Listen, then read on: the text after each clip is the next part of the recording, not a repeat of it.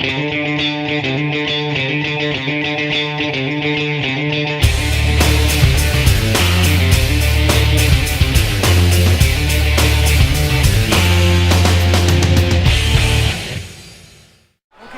he make it one step further and challenge for the light heavyweight title?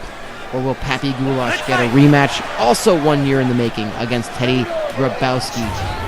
Or will he even remember any of this because of all the paint huffing? Well, he's I don't know if the paint gives him power or what, but nonetheless. Does he remember? That's the question. I don't know. But Goulash, here we go. Derby Mutton in the green, Pappy Goulash in the slightly darker green. A lot of our fighters like wearing green, I suppose. It's a good color. It is a good color. I like green. Pappy Goulash matches his paint, I suppose. That's true. Maybe that's why. Maybe if he gets other tights, he's gonna have to switch color. Or maybe there's like a special like flavor thing in green. Maybe it's just a permanent stain. I don't know. I don't know. That's a fair question. Oh, a nice. They're just throwing one shot at a time. They're looking for the knockout early on. This is going to be a war. It might just be one of those things where whoever is the last one standing is going to win it. They're just going to say, hey, you hit me with your best. I know my stuff is better, and I'm going to prove it by knocking you unconscious. These two fighters, so many knockouts between them.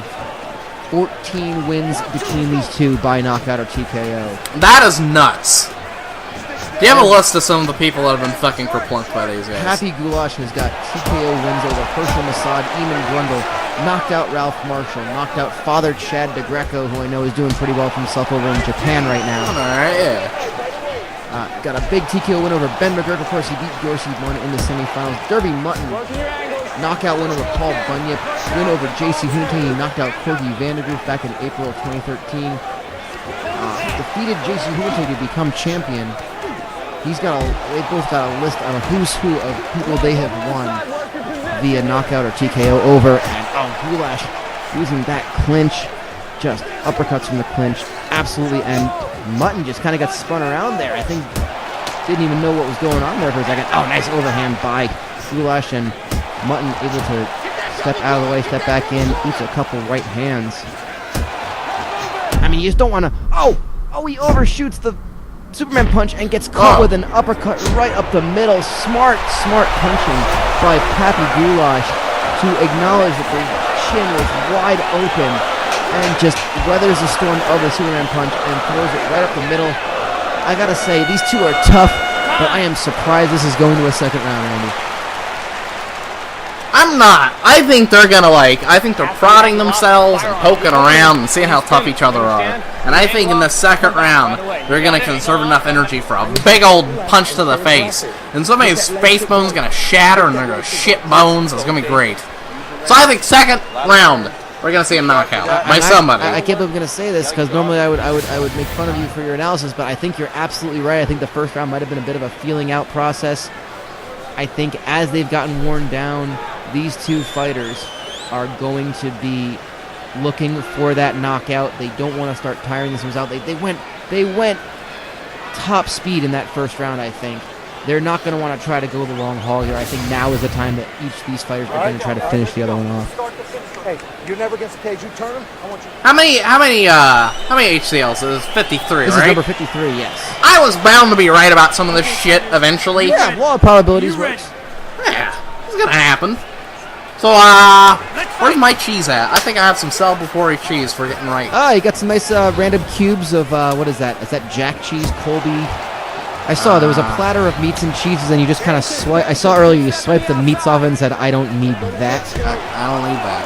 I know we're a slaughterhouse, but like, I gave the scraps to the intern. I told Jennerman to pick them off the corner. Well, he could always use some protein loading. Oh, a big knee! Oh, Mutton returning the favor. Knee right up the middle. Oh, he just kicked him right in the head, and Goulash just covered up and took that kick. And he's still going. Oh my God, this guy he might just have superhuman pain tolerance. What does paint huffing do to you? A lot of shit, apparently. Apparently it lowers your tolerance, or it raises your tolerance for pain. Holy hell. Big knee, and Mutton just shrugs it off. These two are going to war. Ow. And you gotta watch out, both these fighters overthrowing their punches. That leaves them wide open. They have to be very careful. They will get knocked out if they do that. Nice uppercut. Again off the Superman punch. That is one of Mutton's go-to punches. And Goulash has scouted it. Pretty well, I'd even say. Yes, Mutton backing down Goulash. Smart decision.